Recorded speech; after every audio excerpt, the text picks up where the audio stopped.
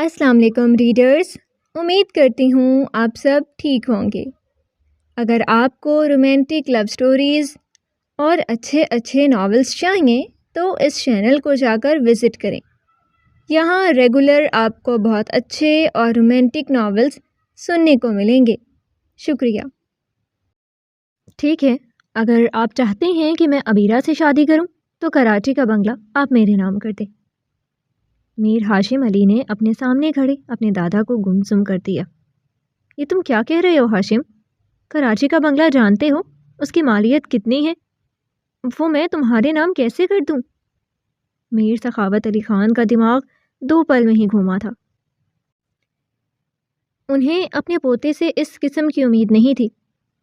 تو اور کیا، اگر آپ اپنی اس پاگل نوازی کو میرے پلے باندھ رہے ہیں تو اس کے بدلے میں آپ کو کچھ تو دینا پڑے گا نا مجھے۔ میر ہاشم بھی انہی کا پوتا تھا، انہی کے انداز میں ان سے مخاطب ہوا۔ پہلی بات تو یہ کہ میری نواسی کو پاگل مت کہنا، اور دوسری بات، میں کراچی کا بنگلہ تمہارے نام نہیں کر رہا۔ ہاں، اگر تم عبیرہ سے شادی کرتے ہو تو یہ گھر میر مینشن میں تمہارے نام کر دوں گا۔ یہ گھر، اس گھر کی آپ پیمائش دیکھیں اور اس کراچی کے بنگلے کی پیمائش دیکھیں۔ اس گھر جیسے 4 گھر ملائیں تب جا کر وہ کراچی کا بنگلہ بنتا ہے۔ اور آپ نے اگر میری آفر کو قبول کرنا ہے تو ٹھیک ہے، ورنہ آپ کہیں اور رابطہ کریں۔ آپ کا ایک میں ہی پوتا نہیں ہوں، اور بھی پوتے ہیں۔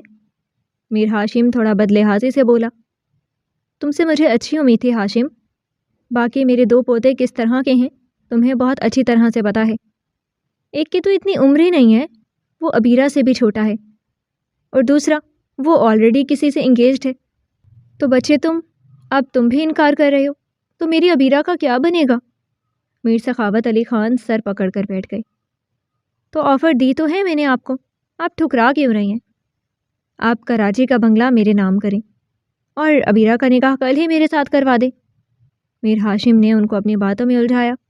ویسے بھی آپ اس بنگلے میں جاتے تو ہیں نہیں، خالی بند پڑا ہوا ہے وہ بنگلہ۔ تم نے وہاں کیا کرنا ہے؟ تم کیوں مانگ رہے ہو وہ بنگلہ؟ میر سخاوت کو غصہ آنے لگا۔ آپ کو اس سے مطلب نہیں ہونا چاہیے، میں وہ بنگلہ کیوں مانگ رہا ہوں؟ آپ بس ہاں یا نا میں جواب دیں، میں جانوں میرا بنگلہ جانے۔ میر ہاشم نے اپنی ویسٹ پر ہاتھ رکھے ہوئے اترا کر کہا، ویسے مجھے ایک ضروری میٹنگ پر جانا ہے تو میں آپ سے واپس آ کر ملتا ہوں دادا جان۔ تب تک آپ سوچ لیں کہ آپ کو کیا کرنا ہے۔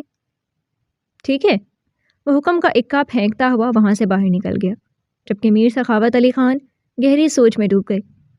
عبیرہ ان کی اکلوتی نواسی تھی۔ بیٹی کی وفات کے بعد انہوں نے اپنی نواسی کی پرورش کی۔ اس کی زندگی کا ایک حادثہ ایسا گزرا جس سے وہ نفسیاتی مریض بن گئی، لیکن ہاشم کے لیے وہ ایک پاگل لڑکی تھی جسے وہ منہ پر بھی پاگل کہا کرتا تھا۔ میر سخاوت علی خان اپنی نواسی کو مضبوط ہاتھوں میں سونپنا چاہتے تھے، اور ان کو ہاشم کے علاوہ کوئی اور دکھائی نہ دیا۔ اس لیے انہوں نے آج ہاشم کو بلا کر اس سے عبیرہ سے نکاح کے حوالے سے بات کی، پر اس کی ڈیمانڈ سنتے ہوئے وہ تو چپ ہی ہو کر رہ گئے۔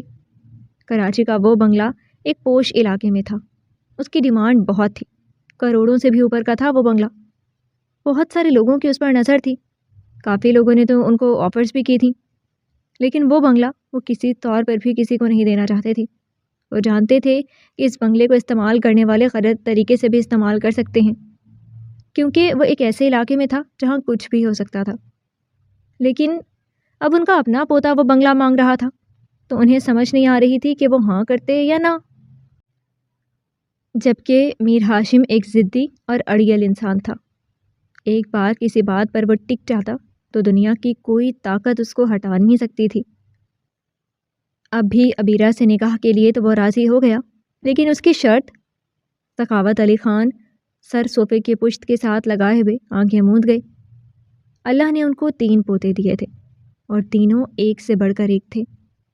بڑے پوتے کا نام راحم علی خان تھا، جو آلریڈی ایک لڑکی سے نکاح کر چکا تھا، لیکن معاملہ ابھی بھی اسی دوراہے پہ تھا، اس کے اپنے ہی عجیب سے فنڈے تھے۔ دوسرے نمبر پر میر ہاشم علی خان تھا، جو ایک کامیاب بزنس مین کے ساتھ ایک ضدی انسان تھا، جس کی زندگی میں تو کوئی خاص لڑکی نہیں تھی، لیکن دوستیاں بے شمار تھیں۔ تیسرے نمبر پر تھا میر سالم علی خان۔ وہ ابھی کالج لیول پر تھا، تھوڑا نٹ کھٹ اور شرارتی تھا۔ اس لیے تینوں پوتوں میں سے انہوں نے میر ہاشم کو ہی سلیکٹ کیا تھا۔ موبائل پر آتی کال کو ریسیو کرنے کے لیے وہ اٹھے تھے۔ السلام علیکم انکل، پلیز جتنی جلدی ہو سکتا ہے آپ میر ولا آ جائیں۔ اینی نے انہیں فون پر گھبرائے ہوئے کہا تھا۔ کیا ہوا؟ ابیرا تو ٹھیک ہے نا؟ اسے کچھ ہوا تو نہیں؟ انکل، ابیرا نے خود کو روم میں بند کر لیا ہے، وہ دروازہ بھی نہیں کھول رہی ہے، ہم سب کوشش کر چکے ہیں لیکن پلیز آپ جلدی سے آ جائیں، اینی نے گھبرائے ہوئے بولتے ہوئے کال کٹ کر دی۔ دوسری طرف میر سخاوت علی خان کے ہاتھ پیر پھولنے لگے تھے۔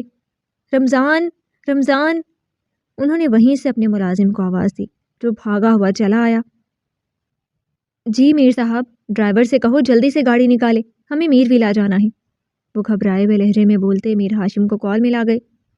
وہ جو ابھی ڈرائیونگ وے پر ہی تھا اور میٹنگ کے لیے جا رہا تھا، اپنے دادا کی کال آتے دیکھ کر وہ زیر لب مسکرایا تھا۔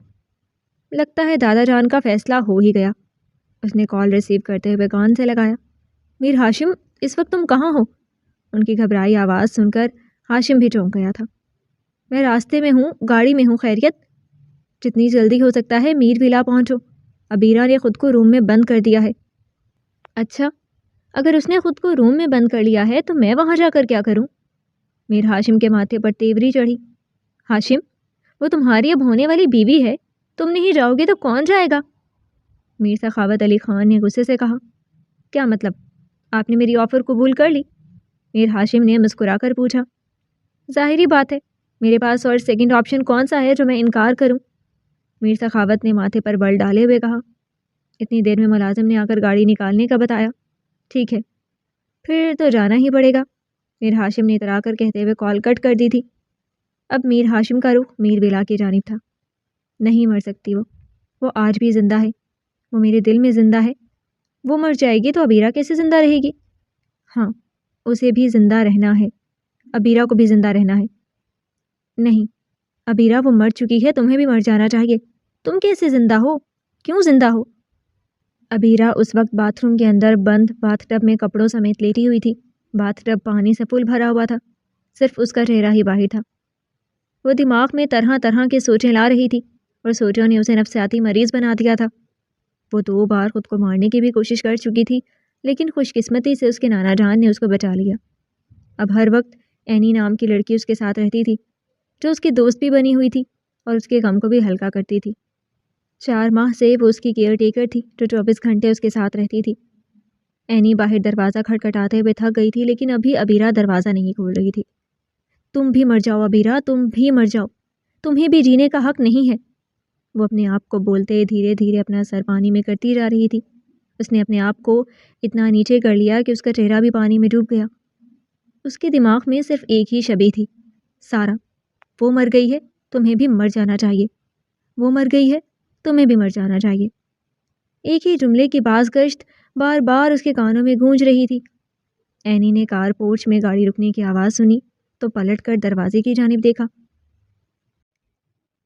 دور سے اسے میر ہاشم اندر آتا دکھائی دیا۔ اسی پل اینی کے دل کی دھڑکنیں تیز ہوئی تھیں۔ وہ شخص ایک سحر انگیز شخصیت کا مالک تھا جو صنف مخالف کو ایک پل میں ہلا سکتا تھا۔ اس کی مقناطیسی شخصیت کا ہی جادو تھا کہ ایک بار جو لڑکی اس کو دیکھتی وہ پلٹ کر ضرور دیکھتی تھی۔ اور یہاں پہ تو بات اینی کی تھی جو پچھلے 4 ماہ سے ابیرا کے ساتھ تھی، اور وہ اس طرح میر ہاشم سے بھی 2 سے 3 بار ہی ملی تھی، جو کہ سرسری سے ہی ملاقاتیں تھیں۔ پر ان سرسری ملاقاتوں میں ہی اینی اپنا دل میر ہاشم کے لیے ہار چکی تھی۔ کہاں ہے ابیرا؟ میر ہاشم نے آتے ہی اینی سے ماتھے پر بل ڈالے پوچھا۔ وہ اندر کمرے میں ہیں اور وہ کمرہ نہیں کھول رہی۔ کتنی دیر ہو چکی ہے؟ میر ہاشم نے لاک کے اوپر ہاتھ رکھتے ہوئے پوچھا۔ تقریباً یہی کوئی آدھا گھنٹہ، اینی نے سوچتے ہوئے بتایا۔ اس کمرے کی دوسری کیز کہاں ہے؟ 2-3 ملازمین اور بھی وہاں پر موجود تھیں اور سبھی کے چہرے پر ہوائیاں اڑی ہوئی تھیں۔ اس کی کیز نہیں ہے، وہ جس کی اپنی کیز تھی وہ بھی اندر کمرے میں ہی ہے، اینی نے ماتھا مسلتے ہوئے کہا۔ میر ہاشم علی خان نے غصے سے نفی میں سر ہی کو جھٹکا اور دروازے کے لاک کو چیک کرتے ہوئے اب دروازہ زور زور سے کندھے مار کر توڑنے کی کوشش کرنے لگا۔ سبھی دم سادھے اس کو دیکھ رہے تھے۔ 3 سے 4 بار اس نے دروازے کو زور زور سے مارا، لیکن دروازہ نہیں کھلا، اور آخر میں اس نے پھر اب زور سے اپنی ٹانگ اٹھاتے ہوئے اس دروازے کے اوپر دے ماری تھی۔ دروازے کا لاک تھوڑا سا ٹوٹ چکا تھا۔ اس کے ٹانگ مارنے سے دروازہ کھلتا چلا گیا۔ جیسے ہی دروازہ کھلا اینی نے اندر جانا چاہا تو میر ہاشم نے اسے وہیں روک دیا۔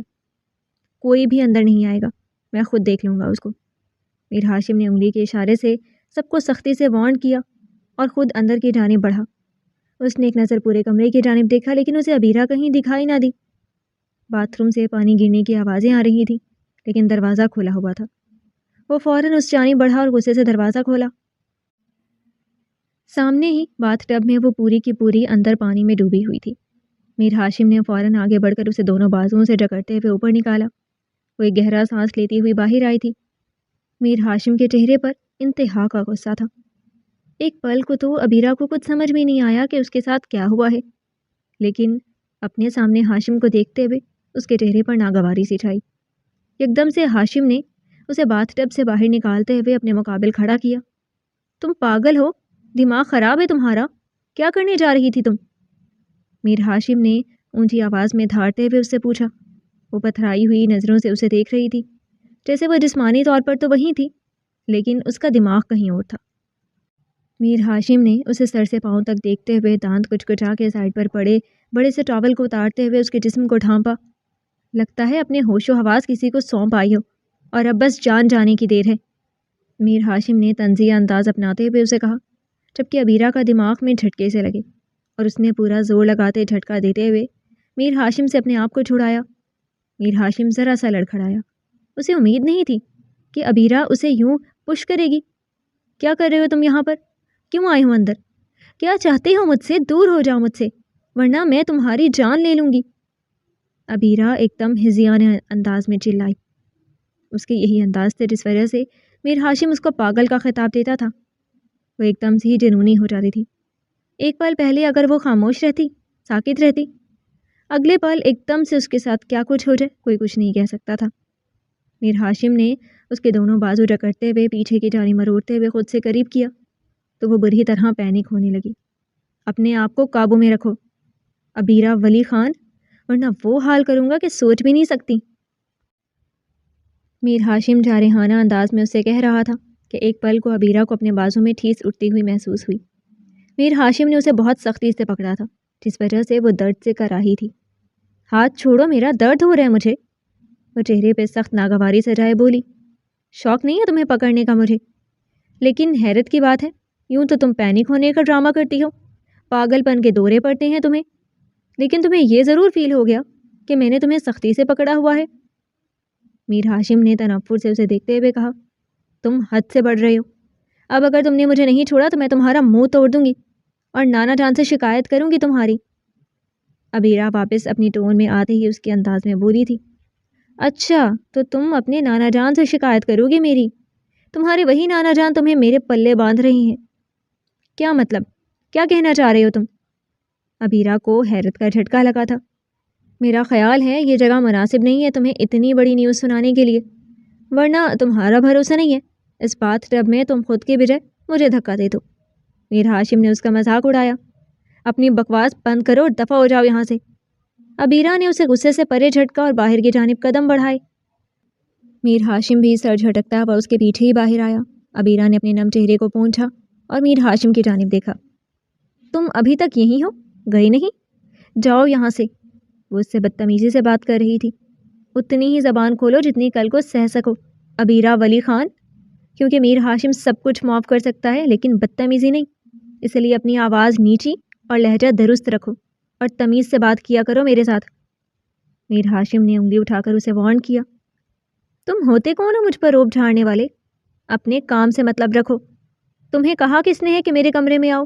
دور ہٹو مجھ سے اور جاؤ یہاں سے، گم کرو اپنی شکل۔ ابیرہ کے دماغ میں پھر سے درد کی ٹیسیں اٹھنے لگی۔ وہ اپنا سر دائیں بائیں مارتی میر ہاشم کو وہاں سے جانے کا بول رہی تھی۔ ابیرہ تمہیں مر جانا چاہیے، ہاں ابیرہ تمہیں زندہ نہیں رہنا چاہیے۔ یہ تو اپنے نانا سے پوچھنا جنہوں نے تمہاری شادی کا فیصلہ میرے ساتھ کیا ہے، میر ہاشم اپنی بول رہا تھا، جبکہ ابیرہ کے دماغ میں دھماکے سے ہو رہے تھے۔ وہ میر ہاشم کو سنی کہاں رہی تھی کہ اس کو کوئی جواب دیتی۔ ہاں ہاں میں مر جاؤں گی، مجھے زندہ نہیں رہنا، مجھے زندہ نہیں رہنا، مجھے زندہ نہیں رہنا۔ ابیرہ اپنے کانوں کو ہاتھوں سے بند کرتی آنکھیں میچے زور زور سے چلانے لگی۔ میر ہاشم اسے ایک دم سے یوں دیکھتا گھبرا سا گیا تھا۔ اسی اثنا میں میر سخاوت علی خان میر ولا میں داخل ہو چکے تھے۔ اب ان کا رخ ابیرہ کے کمرے کی جانب تھا، جہاں پہ سب باہر کھڑے بے چینی سے ادکھلے دروازے سے اندر کی جانب دیکھنے کی کوشش کر رہے تھے، لیکن دیکھ نہ پائے۔ کیا ہوا؟ ابیرہ کدھر ہے؟ جی وہ اندر ہے، اور سر ہاشم نے منع کیا ہے کہ اندر کوئی نہ آئے۔ عینی کی بات پر میر سخاوت علی خان کے ماتھے پر بل پڑے اور وہ غصے سے دروازہ وا کرتے ہوئے اندر داخل ہوئے، جہاں ابیرہ کانوں پر ہاتھ رکھے ہوئے بری طرح چلائے جا رہی تھی، اور میر ہاشم حیرت کی مورت بنا اس کو دیکھ رہا تھا۔ ابیرہ میرے بچے کیا ہوا؟ ادھر دیکھو، تمہاری نانا جان آ گئی ہیں، یہاں دیکھو۔ نہیں نہیں، مجھے مرنا ہے، مجھے مرنا ہے نانا جان، نانا جان مجھے مر جانا چاہیے، مجھے زندہ رہنے کا حق نہیں ہے۔ وہ پھر سے انہیں پینک اٹیکس کے زیر اثر تھی، جس کی وجہ سے میر سخاوت علی خان پریشان تھے۔ نہیں میری بچی، سب ٹھیک ہے، اب تمہیں کچھ بھی نہیں ہوگا، تمہارے نانا جان آ گئے ہیں نا، سب کچھ ٹھیک کر دیں گے۔ یہاں دیکھو میری طرف، اپنے نانا جان پر بھروسہ کرتی ہو نا، تو اپنے نانا جان کی خاطر خود کو سنبھالو۔ تمہیں میری قسم میرا بیٹا، ایسی باتیں نہیں کرو، بس خود کو قابو میں رکھو میرا بیٹا۔ وہ اسے اپنے سینے سے لگائے بہت محبت سے اس کو ہینڈل کر رہے تھے۔ دھیرے دھیرے وہ ان کے سینے سے لگی اپنے جسم کو ڈھیلا چھوڑ گئی اور ایک دم سے زمین بوس ہونے لگی تھی۔ میر سخاوت علی خان کو آئیڈیا نہیں تھا کہ وہ ان کے سینے سے لگ کر نیچے گرنے لگی ہے، لیکن میر ہاشم کی نگاہ اس کے اوپر ہی تھی۔ فوراً آگے بڑھ کر اسے اپنی باہوں میں تھاما اور دھیرے سے بستر پر لٹایا۔ وہ بے ہوش ہو چکی تھی، لیکن میر ہاشم کے لیے بہت سارے سوال چھوڑ گئی تھی۔ پہلی بار اس کے سامنے ابیرہ کو پینک اٹیک ہوئے تھے اور اس کے الفاظ اس نے منو من سنے تھے، لیکن اس سے پہلے وہ صرف اور صرف اتنا ہی جانتا تھا کہ وہ خود کو کمرے میں بند کر لیتی ہے یا ایک دو دفعہ خود کو مارنے کی کوشش کی ہے، لیکن اس کے پیچھے وجہ کیا ہے آج تک میر ہاشم نے جاننے کی کوشش نہیں کی تھی۔ اس نے کبھی ابیرہ کی ذات میں دخل اندازی نہیں کی تھی اور نہ ہی دلچسپی لی تھی، لیکن آج اسے کچھ غلط ہونے کا احساس ہوا۔ میر سخاوت یہاں آنے سے پہلے ڈاکٹر نشا کو کال کر چکے تھے، تھوڑی ہی دیر میں وہ بھی پہنچ گئی۔ انہوں نے آتے ہی ابیرہ کا چیک اپ کیا اور اسے سکون آور انجیکشن دے دیا۔ جب یہ اٹھیں گی تو بالکل ٹھیک ہوں گی، میں ان کی میڈیسن چینج کر رہی ہوں، آپ وہ دے کر دیکھیں، شاید کوئی فرق پڑ جائے۔ اس کے علاوہ آپ کو میں پھر وہی مشورہ دوں گی میر صاحب کہ آپ ابیرہ کو کسی سائکیٹرسٹ کو دکھائیں۔ یہ بھی ایک جسمانی بیماری کی طرح ذہنی بیماری ہے، ان کا اگر اس وقت بروقت علاج نہ کیا گیا تو آپ کو بہت بڑا نقصان اٹھانا پڑے گا۔ ڈاکٹر نشا نے ان کو سمجھاتے ہوئے کہا۔ میر سخاوت علی خان خاموشی ہو گئے تھے، ان کی آنکھوں کے گوشے نم ہوئے۔ ایک نظر ابیرہ کو دیکھتے ہوئے وہ کمرے سے باہر نکلے۔ میر ہاشم بھی ان کے پیچھے ہم قدم ہوا، جبکہ عینی ان کے نکلتے ہی ابیرہ کے پاس بیٹھی اور ابیرہ کا چہرہ دیکھنے لگی، جو اس وقت بری طرح زرد پڑا ہوا تھا۔ اسے اس لڑکی پر ترس آیا، لیکن وہ بے بس تھی، کچھ کر نہیں سکتی تھی۔ دادا جان، یہ سب کیا تھا؟ ابیرہ کو کس قسم کے پینک اٹیکس آ رہے ہیں؟ آپ نے ڈاکٹر کو کیوں نہیں چیک کروایا؟ میر ہاشم کے لہجے میں پریشانی تھی۔ میر سخاوت علی خان کو اس کا یہ انداز بہت اچھا لگا تھا کہ وہ ابیرہ کے لیے دل سے سوچ رہا تھا، اس کی فکر کر رہا تھا، ورنہ اب تک وہ اکیلے ہی اسے سنبھالتے آ رہے تھے۔ 4 ماہ ہو گئے تھے اسے یہ پینک اٹیکس آ رہے ہیں اور اب تک کوئی بھی اس تک نہیں پہنچ سکا کہ اس کے ساتھ آخر ایسا ہوا کیوں؟ میر صاحب اپنا چشمہ اتار کر ایک طرف رکھتے ہوئے الجھن بھرے لہجے میں بولے، آپ نے اسے کسی سائکیٹرسٹ کو دکھایا؟ میر ہاشم اب کی بار سنجیدگی سے بولا، نہیں، میری ابیرہ پاگل تو نہیں ہے کہ میں اسے کسی سائکیٹرسٹ کو دکھاؤں، وہ ٹھیک ہے، کوئی بات ہے، کوئی چیز ہے جس کو پریشان کر رہی ہے، وہ بات اگر کھل کر ہم سے کر دے تو شاید ہم اس کی مدد کر سکیں۔ تو دادا جان، سائکیٹرسٹ کیا کرے گا؟ اس نے بھی تو یہی کام کرنا ہے، وہ کیا سوچ رہی ہے، کس چیز سے پریشان ہے، سائکیٹرسٹ وہی سب پتہ لگا کر ہمیں بتائے گا، تبھی ہم بھی کچھ کر سکتے ہیں نا۔ میر ہاشم نے انہیں سمجھاتے ہوئے کہا، تم جانتے ہو سائکیٹرسٹ کے پاس کون جاتا ہے؟ جو پاگل ہوتے ہیں، اور میری نواسی پاگل نہیں ہے، سمجھے تم؟ میر سخاوت علی خان کو غصہ آ گیا، جبکہ میر ہاشم علی خان نے افسوس سے انہیں دیکھتے ہوئے سر جھٹکا۔ ٹھیک ہے، جیسے آپ کو مناسب لگتا ہے آپ کیجیے، آپ کی نواسی ہے، ڈاکٹر کو چیک کرائیں یا سائکیٹرسٹ کو، یا اس کی شادی کریں، جو آپ کا جی کرتا ہے آپ کر سکتے ہیں۔ میر ہاشم نے کھڑے ہوتے ہوئے کندھے اچکا کر کہا، تو کیا تم نے اپنا ارادہ بدل دیا؟ تم ابیرہ سے شادی نہیں کرو گے؟ مجھے نہیں لگتا کہ مجھے ابیرہ سے شادی کرنی چاہیے. اگر آپ کی نظر میں کوئی اور ہے ایسا انسان جو ابیرہ کو ہینڈل کر سکے تو میں پیچھے ہٹ سکتا ہوں. میر ہاشم کو ابیرہ کے ان پاگل پن کے دوروں سے چڑ سی ہوئی جس وجہ سے وہ بیکورڈ کر گیا. ٹھیک ہے، جیسے تمہاری مرضی، تم جا سکتے ہو، میر صاحب نے سخت سنجیدگی سے کہا. میر ہاشم خاموشی سے وہاں سے باہر نکل گیا. لگتا ہے فرحان علی خان سے ہی مدد لینی پڑے گی. میر سخاوت علی خان جو نہیں چاہتے تھے اب انہیں وہی قدم اٹھانا پڑ رہا تھا. فرحان علی خان ان کا سوتیلا پوتا تھا، ان کی دوسری بیوی کے بچوں میں سے. فرحان علی خان ایک کرپٹ بندہ تھا جس وجہ سے میر سخاوت علی خان اس سے دور ہی رہتے تھے. وہ ہر طرح کا غلط کام کرتا تھا لیکن اتنی صفائی سے کرتا تھا کہ آج تک کسی کے ہاتھ نہیں آ سکا. کہنے کو تو وہ ایک بہت بڑا بزنس مین تھا لیکن وہ انڈر ورلڈ میں کام کرتا تھا. اس کے غیر قانونی بہت سارے ایسے کام تھے جن کے بارے میں میر سخاوت علی خان بھی نہیں جانتے تھے. وہ ان کا ہمیشہ ایک ایسا پوتا رہا جو انہیں ایک آنکھ نہیں بھاتا تھا اور اب وہ اسی کی مدد لینے کے بارے میں سوچ رہے تھے کیونکہ میر ہاشم نے تو اپنے ہاتھ پیچھے کر لیے تھے. انہیں ابیرہ کی فکر تھی اور ابیرہ کے لیے وہ کچھ بھی کر سکتے تھے. تمہیں جتنا کہا ہے اتنا کرو، تمہیں تمہارے کام کے پیسے مل رہے ہیں لہٰذا اپنا کام کرو اور نکلو یہاں سے. فرحان علی خان نے سامنے بیٹھے شخص کو غصے سے کہا. لیکن سر یہ غلط کام ہے، میں نہیں کروں گا. سامنے بیٹھے شخص نے ہاتھ کھڑے کر دیے اور نوٹوں سے بھرا بریف کیس فرحان علی خان کو واپس کر دیا. اوکے، تم نہیں کرو گے تو یہ کام کوئی اور کر لے گا کیونکہ پیسوں کے لیے کوئی کچھ بھی کر سکتا ہے، چاہے وہ پھر کسی کا قتل ہو یا کسی کو اغوا کرنا یا ڈرگ اسمگل ہو. ہر کوئی تیار بیٹھا ہوا ہے، پیسہ پھینکو سب کچھ ہو جاتا ہے. And you get lost. Farhan Ali Khan نے اسے وہاں سے جانے کو بولا تو وہ شخص سر جھکاتے ہوئے وہاں سے فوراً نکل گیا. اسی اثنا میں پین نے اندر آتے اسے میر سخاوت کے آنے کی اطلاع دی. اوہو، میر سخاوت علی خان آئے ہیں فرحان علی خان سے ملنے؟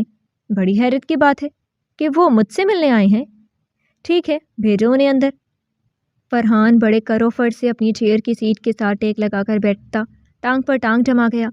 میر صاحب کے اندر آنے پر اس نے ٹھوڑی کے نیچے ہاتھ رکھے ہوئے تھے. اپنے دادا جان کی جانب دیکھا.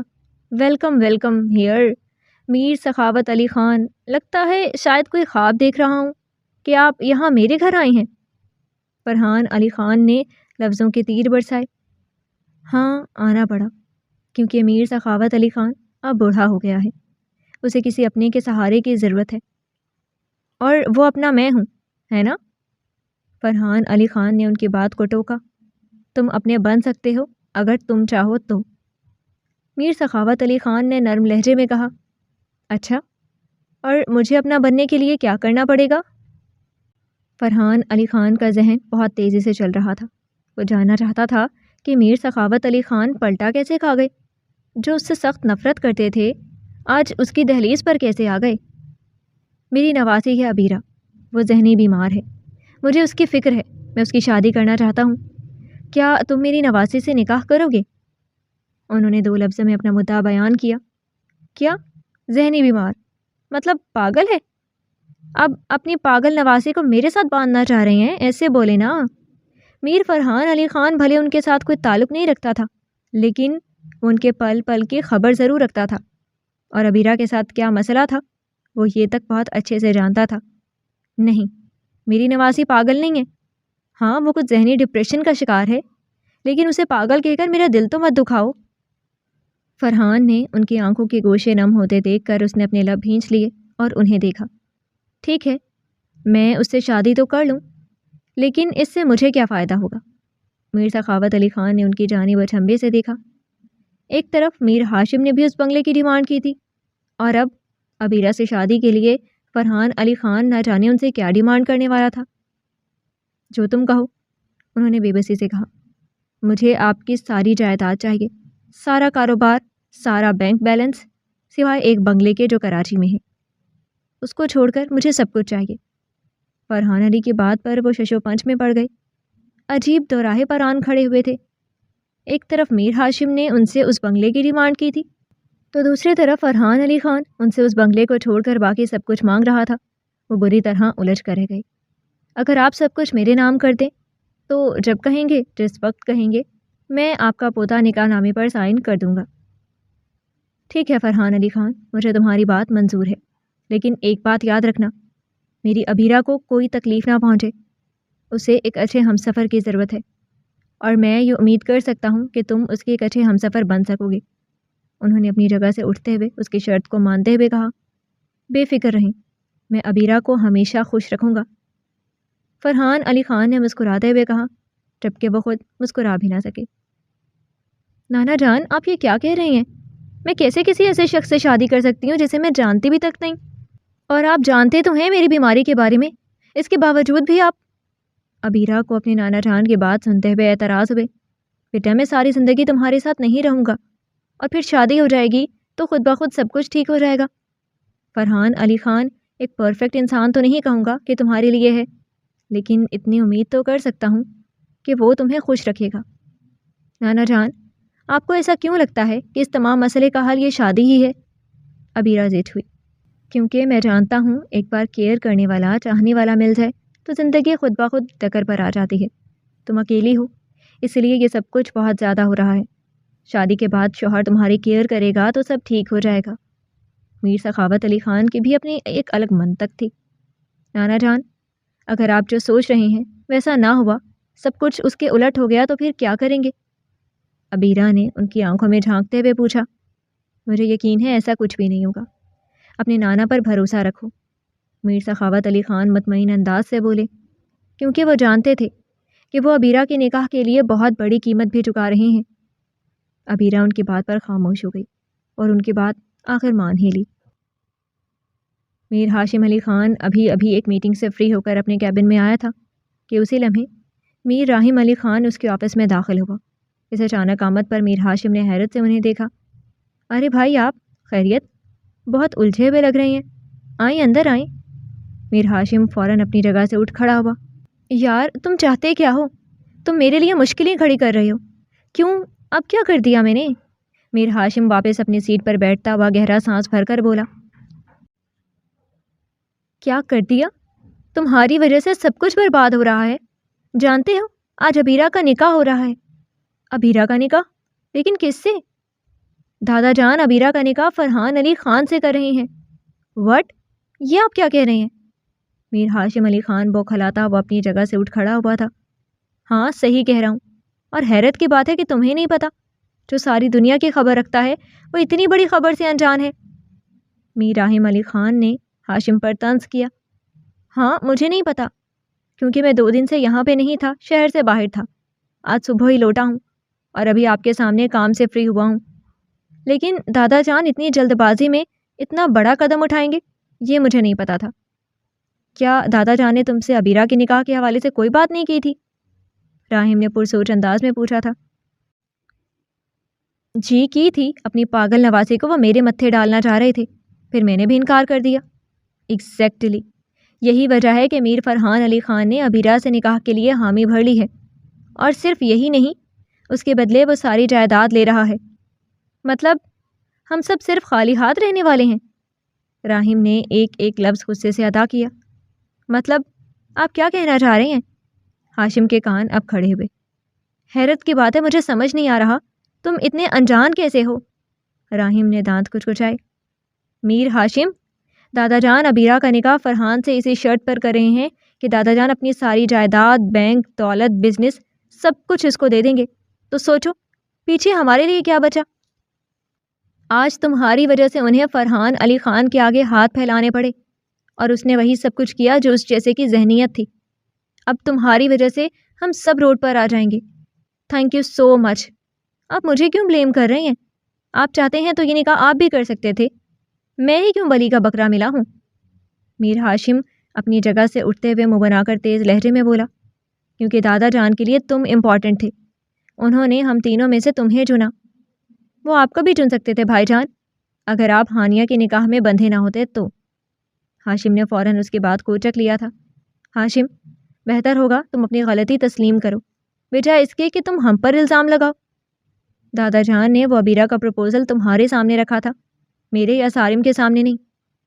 راحم نے سنجیدگی سے بات کو واپس اس کی جانب گھمایا تھا۔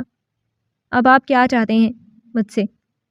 صاف بات ہے، ایک تم ہی ہو جو اس نکاح کو روک سکتے ہو، اور میں یہی مشورہ دوں گا کہ ابیرہ سے نکاح کر لو۔ فرحان بھی تو کر ہی رہا ہے نا، دولت کے لالچ میں آ کر۔ وہ ابیرہ کو اپنانے لگا ہے تو کیا تم نہیں اپنا سکتے؟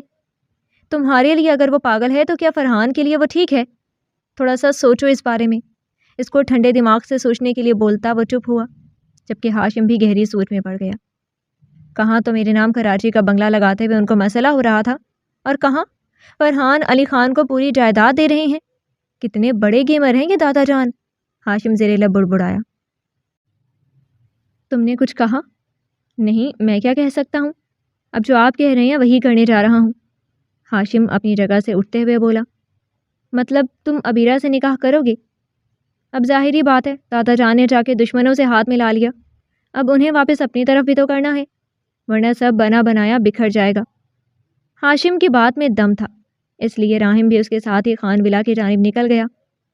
ابیرہ ولی بنت ولی احمد خان، آپ کا نکاح فرحان علی خان ولد ولی خان کے ساتھ 10 لاکھ سکہ رائج الوقت طے پایا ہے کہ آپ کو یہ نکاح قبول ہے؟ ابیرہ دلہن بنی بیٹھی لرز رہی تھی۔ اتنے سارے لوگوں کی گیدرنگ میں وہ ویسے ہی گھبرا جایا کرتی تھی، اور اس وقت اس کو ٹھنڈے پسینے آ رہے تھے، بلڈ پریشر بری طرح لو ہو چکا تھا، اور مولوی صاحب کے الفاظ نے اس کے دماغ میں ہتھوڑے برسائے۔ اس کا دل نہیں چاہا کہ وہ ہاں کرے، جانے کیوں، وہ اپنے اس فیصلے کو لے کر آپ ہی آپ پریشان ہو رہی تھی، لیکن اسے دادا جان کی خاطر اس نکاح کو کرنا ہی تھا۔ 1 منٹ مولوی صاحب، رک جائیں، اس سے پہلے کہ وہ قبول ہے کہتی، اچانک سے ہاشم علی خان وہاں آن وارد ہوا۔ سب کی نگاہیں اس کی جانب اٹھیں۔ ہاشم علی خان کے ساتھ راہم علی خان بھی موجود تھا، اور اس وقت دونوں صحیح فارم میں تھے۔ یہ نکاح نہیں ہو سکتا۔ دادا جان اپنی جگہ سے کھڑے ہوئے، یہ نکاح روکنے کی وجہ جان سکتا ہوں؟ نہیں، ہاشم نے یک لفظی جواب دیا۔ دادا جان اپنا سا منہ لے کر رہ گئے۔ وہ ہمیشہ ایسے ہی ان کو زج کیا کرتا تھا۔ کیوں آئے ہو یہاں پر؟ نکاح کیوں روک رہے ہو؟ دادا جان نے اپنے الفاظ کو ترتیب دیتے ہوئے اس کی جانب دیکھتے ہوئے پوچھا۔ دادا جان، افسوس کی بات ہے، میں نے آپ سے سوچنے کا وقت مانگا اور آپ نے تو سیدھا جا کے دشمنوں سے ہاتھ ملا لیا۔ بھلا یہ کیا بات ہوئی؟ میر ہاشم نے روٹھے انداز میں کہا۔ اس کا انداز دیکھتے ہوئے میر سخاوت علی خان اش اش کر اٹھے۔ اچھا، تو تم نے وقت مانگا تھا؟ انہوں نے سوالیہ انداز میں اس کی جانب غصے سے دیکھتے ہوئے پوچھا۔ بالکل، میں نے وقت ہی مانگا تھا آپ سے، اب تھوڑا سا تو انتظار کر لیتے۔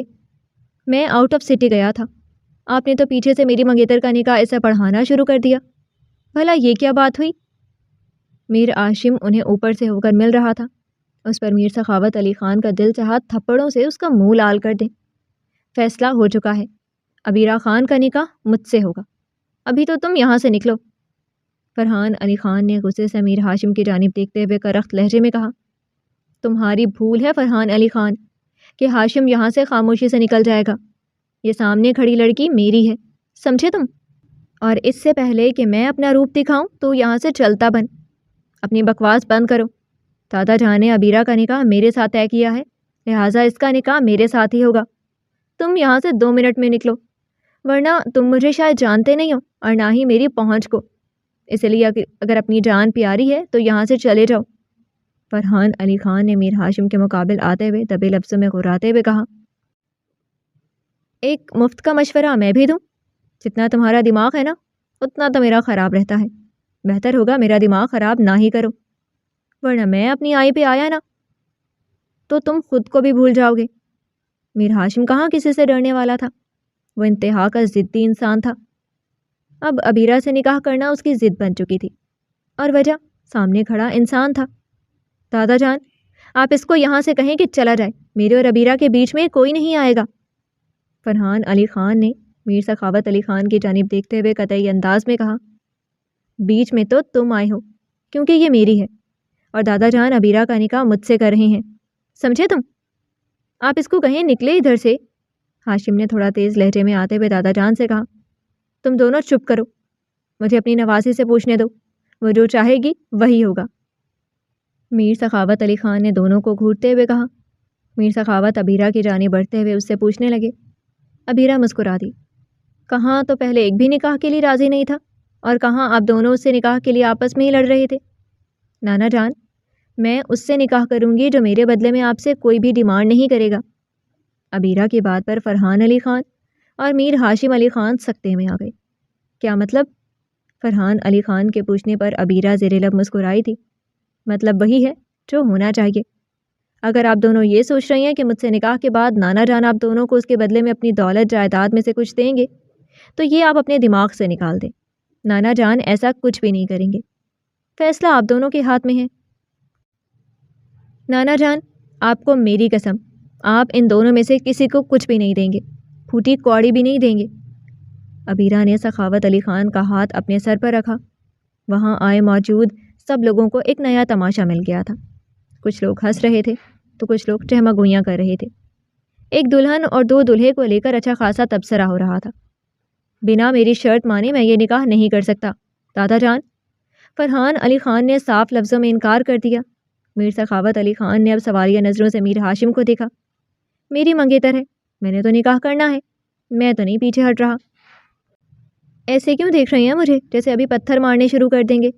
میر ہاشم نے سر جھٹکتے ہوئے تیز لہجے میں کہا تو میر سخاوت علی خان کے چہرے پر مسکان سج گئی اور پھر کچھ پل میں ہی دلہا بدل گیا۔ مولوی صاحب پھر سے نکاح نامہ فل کرتے ہوئے اسی جگہ آ کر رکے تھے۔ عبیرہ احمد خان ولد ولی احمد خان، آپ کا نکاح میر ہاشم علی خان ولد فیاض علی خان کے ساتھ 50 لاکھ سکہ رائج الوقت طے پایا ہے۔ کیا آپ کو یہ نکاح قبول ہے؟ جی قبول ہے، عبیرہ نے بنا کسی لچک کے بولا۔ وہی الفاظ میر ہاشم علی کو بھی دہرائے۔ اس نے بھی قبول ہے کہا۔ دعا کے لیے ہاتھ اٹھے تو عبیرہ کی بے اختیار نگاہ سامنے کھڑے ہوئے شخص کے اوپر اٹھی جو اس کا مجازی خدا تھا۔ مبارک ہو، مبارک ہو۔ سب ایک دوسرے کو مبارکباد دینے لگے۔ راہم کے چہرے پر بھی آسودہ بھری مسکراہٹ ابھری تھی، جبکہ دادا جان نے اپنا چشمہ اتار کر اپنی آنکھوں کے نم گوشے صاف کیے اور ہاشم خان کو پیار بھری نگاہوں سے دیکھا، کیونکہ یہی ان کی دیرینہ خواہش تھی جو آج پوری ہوئی تھی۔ وہ یہی چاہتے تھے کہ عبیرہ اور ہاشم کا ہی نکاح ہو۔ فرحان علی خان سے تو نہ چاہتے ہوئے انہیں یہ نکاح پڑھانا پڑ رہا تھا۔ وہ جانتے تھے چاہے کچھ بھی ہو جائے ہاشم علی خان عبیرہ کا ساتھ کبھی نہیں چھوڑے گا اور نہ ہی کبھی برا سلوک کرے گا۔ میر ہاشم ان کے پاس گیا، ان کا ہاتھ تھام لیا۔ یار آپ روتے ہوئے نا بہت برے لگتے ہو، اور یہ جو آپ کی ناک ہے نا روتے ہوئے یہ تو بس اوپر نیچے ہی ہوتی رہتی ہے۔ ہاشم نے مذاق بناتے ہوئے انہیں ہنسانے کی کوشش کی تھی۔ وہ ہنس دیے تھے۔ شکریہ یار تمہارا، تم نے میری لاج رکھ لی۔ میر راہم بھی وہاں موجود تھا، جبکہ میر سارم اپنے کالج فرینڈز کے ساتھ گھومنے پھرنے کاغان ناران گیا ہوا تھا۔ پیچھے کیا ہو رہا تھا وہ کچھ بھی نہیں جانتا تھا۔ واپس آتا تو اس پر یہ خبر ایک پہاڑ بن کر ٹوٹتی۔ ہاشم خان سے تو وہ اچھا خاصا ناراض ہونے والا تھا، اور ہاشم خان وہ جانتا تھا کہ اس کو کیسے منانا ہے۔ دادا جان نے ہاشم اور عبیرہ دونوں کو ایک ساتھ اپنے سینے سے لگایا اور ان کو دعائیں دیں۔ عبیرہ انہیں خوش دیکھ کر خود بھی خوش ہوئی تھی، جبکہ ہاشم اس حسین دوشیزہ کی جانب دیکھ رہا تھا جو دکھنے میں تو بہت خوبصورت تھی، لیکن اس کی زبان اور اس کے پینک اٹیکس اس کو بہت برا بناتے تھے۔ ہاشم نے اپنی نظریں اس کے سراپے سے ہٹائیں جو کہ ہٹنے سے انکاری ہو رہی تھی۔ سب کی دعاؤں میں عبیرہ ولی احمد خان رخصت ہوتی میر ہاشم علی خان کے ساتھ اس کے گھر روانہ ہو گئی۔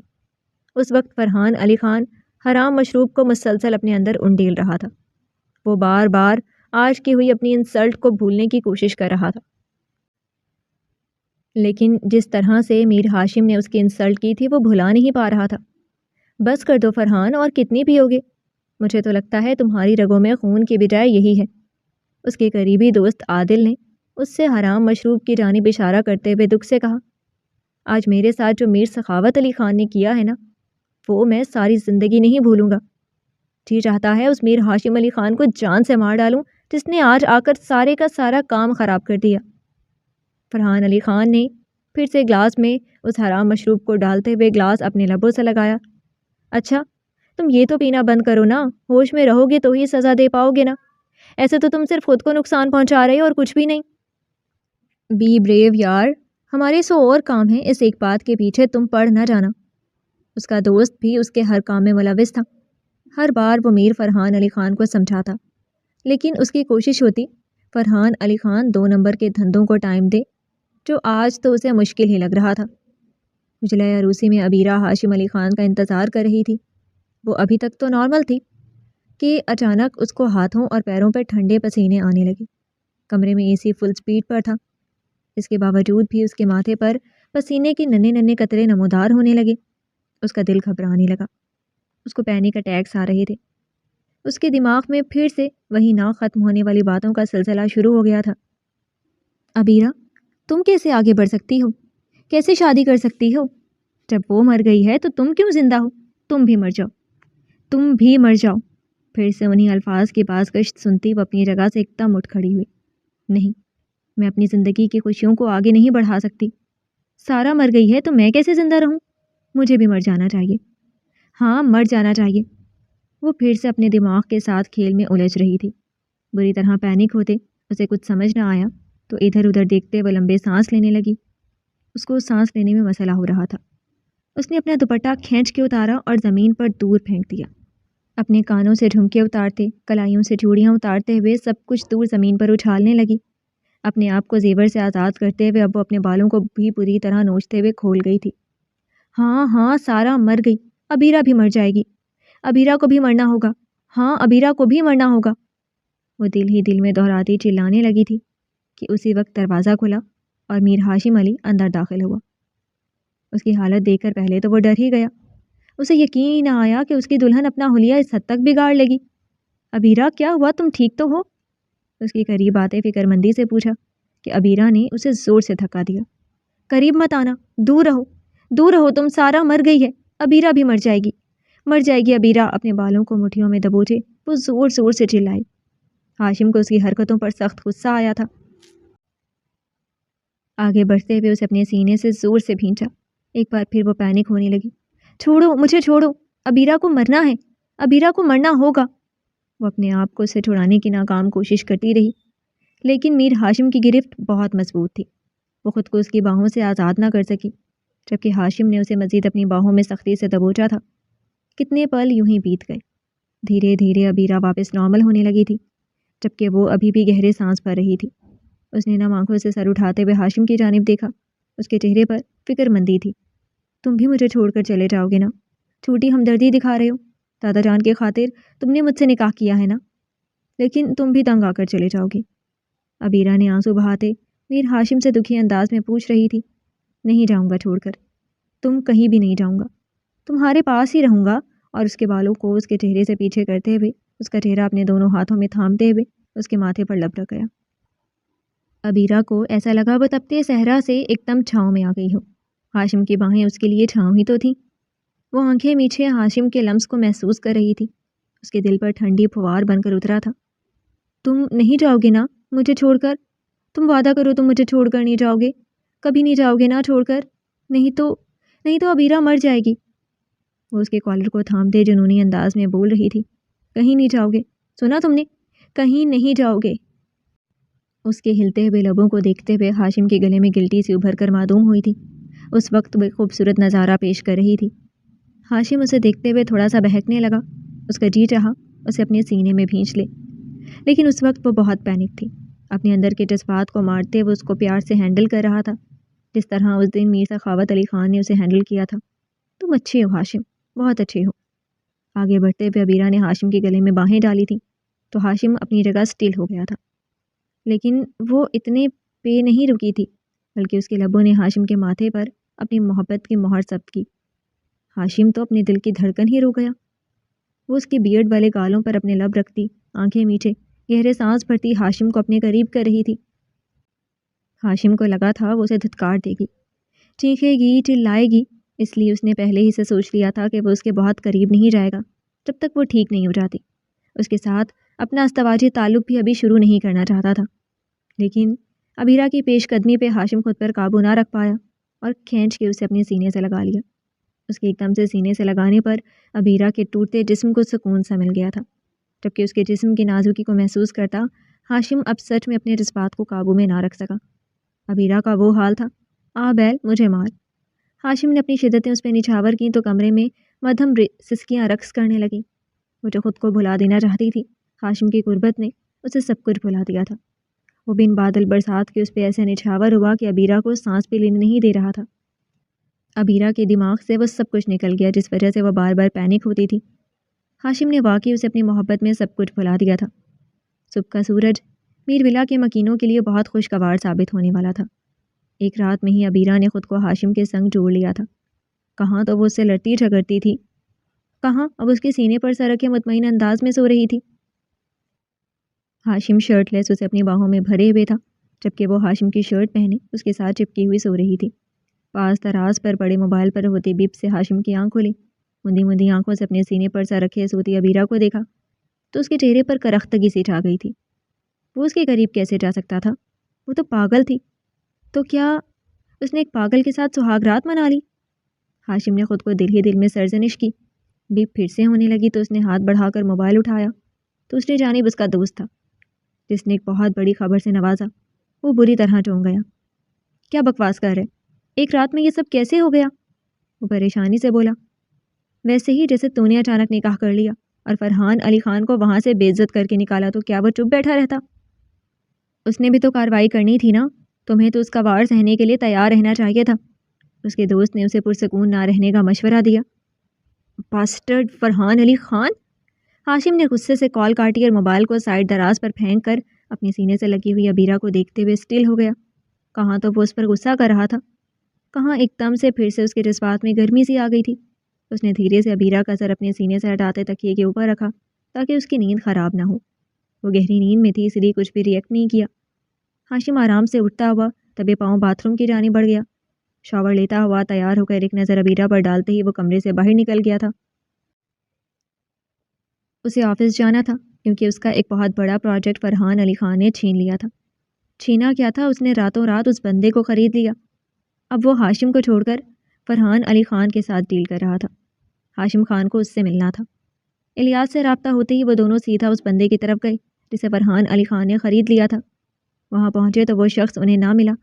پتہ کرنے پر معلوم ہوا کہ وہ شخص ملک سے باہر چلا گیا ہے اور اپنے سارے شیئرز سب کچھ فرحان علی خان کو دے گیا ہے۔ بہت بڑی چال کھیلی ہے فرحان علی خان نے، ہاشم دانت چباتے ہوئے بولا۔ تمہیں تھوڑا صبر سے کام لینا ہوگا۔ مانا کہ اس نے بہت بڑی چال کھیلی ہے، لیکن اس کو ہم نے بھی بہت سخت تکلیف دی تھی۔ اس کے ہاتھ میں خاندان کی ساری دولت آ رہی تھی جو ہم نے اس سے چھین لی۔ زخمی شیر ہے اور اسی طرح ہی ریئیکٹ کرے گا۔ اگر وہ ایک زخمی شیر ہے تو میں بھی جنگل کا شیر ہوں۔ میرا نہیں خیال کہ وہ مجھ سے جیت سکتا ہے۔ ہاشم سر جھٹکتے ہوئے گھر واپسی کی راہ لی جہاں عبیرہ اپنی نانا جان کے ساتھ بیٹھی ان سے باتیں کر رہی تھی۔ وہ بہت خوش تھی اور سخاوت علی خان کے چہرے پر بھی خوشی دیدنی تھی۔ ہاشم کو اندر آتا دیکھ کر عبیرہ کے چہرے پر ایک شرمیلی مسکراہٹ آ گئی۔ ہاشم نے غصے سے اسے نظر انداز کر دیا۔ وہ اپنے رات والے ایکٹ پر پہلے ہی اپنے آپ پر غصہ تھا کہ عبیرہ کا شرمانا اسے سخت کوفت میں مبتلا کر گیا۔ میرے لیے ایک کپ چائے کا لے کر آؤ، پاس کھڑی ملازمہ کو بولتا وہ ایک صوفے پر جا بیٹھا۔ کیا بات ہے ہاشم، کچھ پریشان لگ رہے ہو؟ سب ٹھیک ہے نا؟ دادا جان نے اس کی جانب دیکھتے ہوئے پوچھا۔ جی سب ٹھیک ہے، بس فرحان علی خان نے اپنی اصلیت دکھا دی ہے۔ خیر بچ کے نہیں جائے گا مجھ سے۔ ٹانگ پہ ٹانگ رکھے وہ کرو فر سے بولا جو اس کی شخصیت کا خاصا تھی۔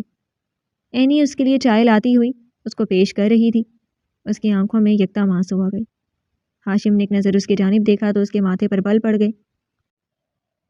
اس کی آنکھوں میں کیا کچھ نہیں تھا، ٹوٹے خواب کی کرچیاں، آنسو، شکوہ، شکایت۔